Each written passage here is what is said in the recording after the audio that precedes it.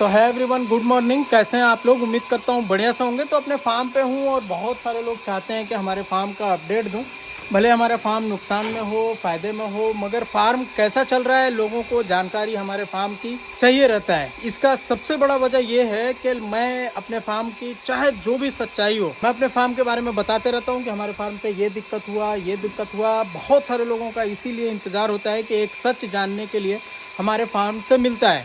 तो आज के इस वीडियो में हम लोग अपने फार्म के ही बारे में बात करेंगे और इस गाय के बारे में भी बात करेंगे। और एक जो लंपी स्किन बहुत खतरनाक बीमारी आई हुई है, वो पंजाब के फार्मर कितना प्रोटेस्ट कर रहे हैं, क्या क्या दिक्कतें आई, उन लोग क्या अभी चाह रहे हैं, उसके बारे में भी बताऊंगा। उससे पहले कहूँगा, अगर हमारे चैनल पे पहली बार आए हैं तो हमारे चैनल को सब्सक्राइब कर लें, साथ में बेल आइकन भी दबा दें ताकि आपको इस तरह का वीडियो का नोटिफिकेशन मिलता रहे। तो दोस्तों, जैसा कि हम लोग बात कर रहे थे अपने फार्म के बारे में, फार्म पे हमारा हालात क्या है, कौन सी गाय को सीमेन लगा और कौन सी गाय बीमार हुई। तो सबसे पहले हम लोग बताए थे आपको इससे पिछले वाले वीडियो में कि हमारी एक गाय बीमार है, इलाज चल रहा है और क्या क्या हुआ है। तो यहाँ पे आप सामने जो देख पा रहे हैं, ये हमने बिहार शरीफ सिपाही जी से जो गाय खरीद कर लाया, फर्स्ट लैक्टेशन की बछड़ी है, जो कि इतना ज़्यादा बीमार हुई है। एक्चुअली इसको हुआ क्या था, मैं डिटेल्स के साथ बताना चाहूँगा। आप इसके पैरों में यहाँ पे थोड़ा सूजन टाइप का देख रहे हैं। एक्चुअली इसका बचपन से बोलूँ या जब से हम लोग खरीद कर लाए थे, सेम उसी टाइम से ऐसा था, लेकिन इसके पैरों में दिक्कत आया। पैर का दिक्कत जो आया, उसके बाद जो हमने इनको दवा किया, सही हुआ, फिर से फीवर आया, सर्रा हुआ, सर्राल लगाए, मतलब ये फिर भी सही नहीं हो रहा था। एक मैं शुक्रिया अदा करना चाहूँगा इस वीडियो के माध्यम से, हमारे एक डॉक्टर साहब हैं जो पटना में हैं, सुजीत भाई के अंकल हैं। वो काफ़ी हेल्प किए इस गाय को सही करने में। एक्चुअली जो भी गाय के साथ किसी तरह का कोई दिक्कत आता है तो हमारा भाई फ़ोन करता है उनसे और कंसल्ट करके हर एक जानकारी लेता है। अब लगभग 2 महीने से तो जो भी इसको बीमारी आई, उन्होंने पूरा इलाज किया अपना एलोपैथ में, यानी अंग्रेजी दवा में, लेकिन सही नहीं हुआ और खाने पे नहीं आ रही थी, खाना नहीं खा रही थी। तो उन्होंने अपने सर्किल में बात की और सर्किल में बात करने के बाद उनको एक डॉक्टर ने, जो भी अपने सर्किल के भाई दोस्त होंगे, उन्होंने बताया कि हेमोपैथ में इसका इलाज कीजिए और ये दवा दिया जाए इस गाय के बारे में। तो हेमोपैथ में इलाज हुआ। उन्होंने अंदाज़न सब चीज़ बताने के बाद उन्होंने ये शक हुआ कि इसके पेट के अंदर, लीवर के अंदर सूजन होगा, इस वजह से दिक्कत आई है। तो इसका सूजन का इलाज चला और उसके बाद 2 दिन से, अभी पीछे 2 दिन से अच्छा खा रही है और बैठी है, अच्छा खा रही है और स्वस्थ है। प्रॉब्लम बहुत बड़ा आया था, ये बैठ नहीं पा रही थी, दूध तो बिल्कुल सूख गया। आप यहाँ पे पूरा थन देख सकते हैं, काफ़ी नुकसान हुआ। लगभग 2 से 3 हज़ार रुपये की दवा हम लोग अभी तक यूज़ कर चुके हैं। ज़्यादा ही हुआ होगा, कंफर्म नहीं बता पा रहा हूँ, एक्चुअली भाई दवा लाता है, लेकिन जो हमने पेमेंट किया है समथिंग लगभग 2.5 से 3 हज़ार रुपये खर्च हुए होंगे। और दूसरी गायों की बात की जाए, ये गाय अभी स्वस्थ हो गई है, पहले से बढ़िया है, खा रही है। देखते हैं क्या हालात आगे बनता है। जहाँ तक अभी तक देख रहे हैं तो पहले से अच्छा खा रही है, स्वस्थ है, पहले से ठीक है, अभी भी इसका इलाज चालू है। और दूसरी गायों की अब बात कर लेते हैं। तो हम लोग इस गाय को, जो हमने सुजीत भाई के यहाँ से ही लाए थे, इस गाय को इंसेमिनेशन लगभग 1 महीना पहले किया गया है। 15 दिन या 1 महीना के करीब में हो रहा है। इसको दोबारा हीट में, अभी 20 दिन तो कन्फर्म क्रॉस हो गया है, तो ये दोबारा हीट में नहीं आई है। और दूसरा, आप सामने हमारी रानी बछिया देख पा रहे हैं, जो कि साहिवाल क्रॉस में है। इसको भी हमने इंसेमिनेशन किया। अभी हम लोग जो भी गायों को सीमेन लगा रहे हैं, 40-120 लगा रहे हैं, जो कि डेनमार्क का सीमेन है। इससे जो बच्चा आएगा, उसके बाद जो हमारे पास सभी 40-116 और 40-120 का बछड़ी हो जाएगा, उसके बाद हम लोग दूसरे कंपनी में जाएंगे, जो कि आगे हम लोग वीडियो में आपको बताएंगे। लगभग 3 महीने प्लस बच्चा देने के बाद वो हीट में आई। उसके बाद शीतल ने बच्चा दिया था, तो शीतल का भी डिस्चार्ज आ रहा है, जस्ट बगल में जो खड़ी है गाय। तो देखते हैं उसका कौन से दिन सीमेन लगता है। बात कर रहे थे हम लोग इस गाय के बारे में, तो ये गाय अभी तक हीट में नहीं आई है, जो कि डिस्चार्ज इसका कुछ दिन पहले काफ़ी अच्छा देखने के लिए मिला था। ऐसा उम्मीद था कि डिस्चार्ज आ रहा है तो हीट में आ जाएगी और इसको इंसेमिनेशन कर देंगे।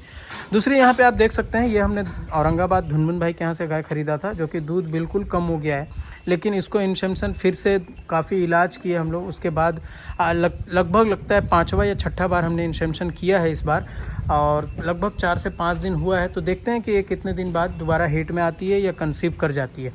हमारे फार्म की एक खुशखबरी ये है कि हम लोगों ने इस बछड़ी को, जो आप सामने ब्लैक कलर में बछड़ी देख पा रहे हैं, इस बछड़ी को हमने चेक करवाया, यानी कि हाथ लगाकर पीडी करवाते हैं, जो चेक किया जाता है, वो हमने चेक कराया। तो ये कंसीव कर गई है, यानी प्रेग्नेंट है। ये के बीच वाली वाइट वाली बछड़ी का अभी 3 महीना कंप्लीट नहीं होने की वजह से चेक नहीं हुआ है, तो देखते हैं हिट में दोबारा आती है या फिर मान जाती है।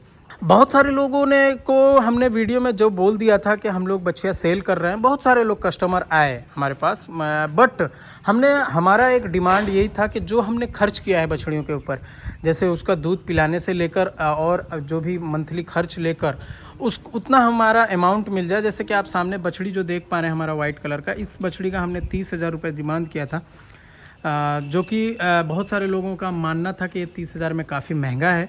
तो हमने ये प्लान किया कि जब 30,000 में महंगा है तो हम लोग इसको सेल नहीं करेंगे। इसका कारण ये था कि अगर हम लोग 30,000 से कम में सेल करते हैं तो हम लोगों को नुकसान होता है, तो हम लोग इतना सस्ते में सेल नहीं करना चाहेंगे जो घर से लॉस हो। भले हम लोगों को पालना पड़े और कुछ दिन का इंतज़ार करके बच्चा ले लें।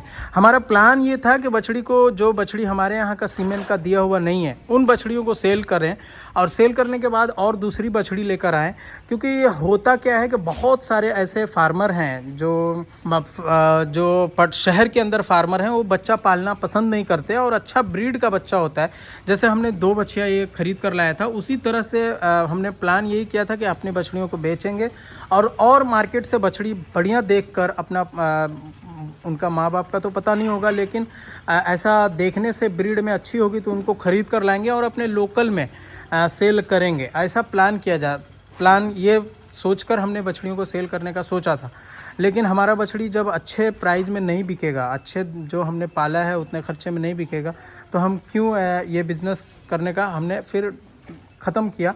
लेकिन फ्यूचर में अगर हमारे पास पैसा आता है तो हम लोग और बछड़ी लाएंगे, बछड़ी लाकर बेचने का भी काम किया जाएगा। बछड़ी का ट्रेडिंग करने का चाहेंगे। इससे हमारा फ़ायदा ये होगा कि हमारे लोकल किसान जो हैं, हमारे इस एरिया में अच्छी बछड़ी ब्रीड वाली नहीं मिलती, लोगों का डिमांड भी रहता है और लोगों की भी पूर्ति हो जाएगी और उससे 2 पैसा हम लोग कमाएंगे, जो हम लोग गायों को खिलाने में और ब्रीड पे काम करने में हम लोगों को सहूलियत हो जाएगा।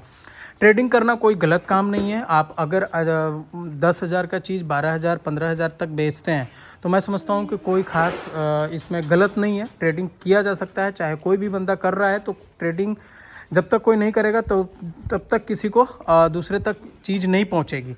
तो हम लोग का प्लान ये था, यूट्यूब के माध्यम से भी बिक सकता था, मंडी में भी ले जाने के बाद बिक सकता था। फ्यूचर में जब भी पैसा आएगा हम लोग ये प्लान जो है हमारा ये ज़रूर करेंगे, ताकि 2 पैसा इससे भी बेनिफिट हम लोगों को मिले। और हमारे फार्म पे फीडिंग का बहुत सारे सोच रहे होंगे कि क्या दे रहे हैं अभी, तो हमने कुछ इसमें फ्यूचर सोचते हुए, महंगाई को देखते हुए हमने कोई किसी तरह का कोई दूसरे कंपनी का फीड खिलाने का नहीं प्लान किया। और हम लोग जो है अभी चोकर और मात्र खल, जो सरसों का खल होता है, यही 2 चीज़ मिक्स करके मिनरल मिक्सचर के साथ खिलाया जा रहा है, ताकि जो भी ग्रोथ हो, जो भी हो, इसी से अब हम लोग करेंगे। क्योंकि किसान आज से अगर 5 साल 10 साल पहले की बात की जाए तो सिर्फ खल और चोकर ही खिलाया जाता था। जिस किसान के पास जो चीज़ उपजता था, जैसे गेहूँ उपज रहा है तो गेहूँ देता था, मक्का उपजता था तो मक्का खिलाता था। आज हम लोग न्यूट्रिशन के बारे में जानने लग गए और हम लोग न्यूट्रिशन का चीज़ खिलाना चाहते हैं और खिलाना भी बहुत इम्पोर्टेंट है। लेकिन महंगाई इतना है, दूध का दाम नहीं बढ़ने की वजह से प्रॉब्लम आ रहा है। इस वजह से अभी फ़िलहाल जब तक दूध का रेट नहीं बढ़ जाता, इसी तरह से काम चलाएंगे। हम लोग बात कर रहे थे पंजाब के बारे में और गुजरात के बारे में। उससे पहले एक अपना 40 116 का सीमेंट का बच्चा जो हमारे फार्म पे आया है, दोनों आप बछड़ी को देख पा रहे हैं। एक रानी बछड़ी से है, एक शीतल बछड़ी से। थोड़ा वीक आपको देखने मिल रहा होगा। इसका जूं, जिसको चमोकन बोलते हैं हम लोग, वो हो गया था। उसको हमने नियोमैक, एक इंजेक्शन आता है वीरवैक कंपनी का, उसको लगाने के बाद अभी बिल्कुल सही है। यानी कि जो भी इसका कमज़ोरी का कारण बना वो चमोकन यानी जो जूं होता है उसके वजह से हुआ। तो ये दिक्कत ख़त्म हुआ है। देखते हैं कितना दिन में क्या ग्रोथ होता है, आगे वीडियो में आप लोगों को बताएंगे। हालात क्या है फार्म का, हालात क्या है बड़े बड़े फार्मर का। हमारे से बात भी होती है, वीडियो वगैरह में भी आपने भी देखा होगा, किसी को आपने सब्सक्राइब करके रखा होगा पंजाब के चैनल को। तो लुधियाना के अंदर वेरका एक कंपनी है, डेयरी है, जो जिस तरह से सुधा काम करती है उसी तरह से वेरका है। वेरका के ऑफिस के पास, वेरका के प्लांट के पास पंजाब के किसान प्रोटेस्ट कर रहे हैं, यानी कि वहाँ पे भीड़ लगा के अपना मांग को पूरा करवा रहे हैं। एक्चुअली बात ये थी कि जब से आम आदमी पार्टी की सरकार वहाँ पे बनी है और उन लोगों ने जब से फीड का दाम बढ़ रहा है तो उन्होंने मांग की थी कि इसका दूध का दाम बढ़ाया जाए। तो गवर्नमेंट ने, जो आम आदमी पार्टी की गवर्नमेंट है, वहाँ पे उसको बोला भी गया था कि हाँ दूध का दाम बढ़ाएंगे, लेकिन कोई डेट ऐसा फिक्स नहीं था, दूध का दाम नहीं बढ़ा और इतनी खतरनाक बीमारी आई हुई है कि हर कोई ऐसा फार्म पे नहीं होगा मेरे हिसाब से, शायद बच्चा हुआ हो तो कहा नहीं जा सकता, लेकिन जो हिसाब से खतरनाक बीमारी आई है वो लंपी स्किन का, हर फार्म पे कुछ ना कुछ गाय का डिफेक्ट किया और बहुत सारे फार्मर का, किसी के पास 4 गाय, किसी के पास 5 गाय, किसी के पास 10 गाय, इस तरह से फार्म पे वहाँ की गाय मरी है। इस वजह से वहाँ के किसानों को एक एक गाय का प्राइस आप समझ सकते हैं, लगभग 1.5 लाख 2 लाख का गाय का दाम होता है। 40 लीटर 50 लीटर दिन का दूध करने वाली गाय अगर किसी के फार्म पे मर जाता है तो सोचिए कितना परेशानी का आलम अभी पंजाब के अंदर बना हुआ है। गुजरात के अंदर भी वही हाल है, राजस्थान, एमपी, मध्य प्रदेश, ये सब का साइड में भी ये हाल है। हमने एक वीडियो अभी आपको आगे वीडियो में दिखाऊंगा। एक्चुअली हमारे जो आपने देखा था, हम लोग पंजाब गए थे, मुरादाबाद भी गया था, ट्रेनिंग इंस्टीट्यूट में भी गया था। वहाँ के डॉक्टरों से हमने लंपी स्किन के बारे में बताया, बात भी किया, और वहाँ के भी एक गाय के बछड़े में लंपी स्किन आया। उन्होंने कैसे इलाज किया आगे वीडियो में, मैं अगले वीडियो में दिखाऊंगा, ताकि आपके यहाँ फार्म पे किसी के यहाँ हो जाता है तो आप लोग डॉक्टर से सलाह लेकर जो इंजेक्शन उन्होंने लगाया है वो आप भी अपने फार्म पे लगा के अपनी गायों को सही कर सकें। बिहार के अंदर ये बीमारी अभी तक के नहीं पाया गया है, और देखते हैं कि फ्यूचर में क्या प्रॉब्लम आता है या फिर बिहार के लोग बच जाएंगे।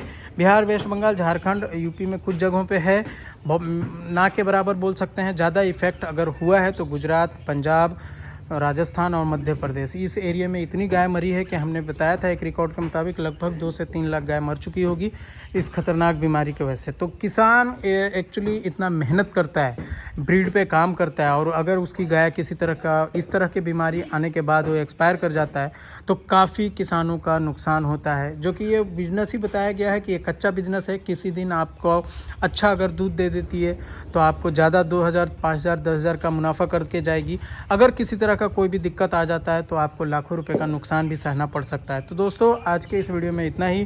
कैसा लगा वीडियो हमारा कमेंट करके ज़रूर बताएं। और मैं आप चीज़ से लास्ट में एक चीज़ और बोलना चाहूँगा कि आप किसानों के लिए प्रे करें, दुआ करें अपने अपने खुदा से, भगवान से, अल्लाह से, कि जो भी किसान आज के इस हाल में लंपी स्किन से परेशान है तो उनकी परेशानी को अल्लाह, भगवान, खुदा, गॉड दूर करे, ताकि किसान को यार नुकसान ना हो। बहुत नुकसान होता है अगर किसी तरह का किसी गाय के साथ प्रॉब्लम आता है, अफसोस भी होती है।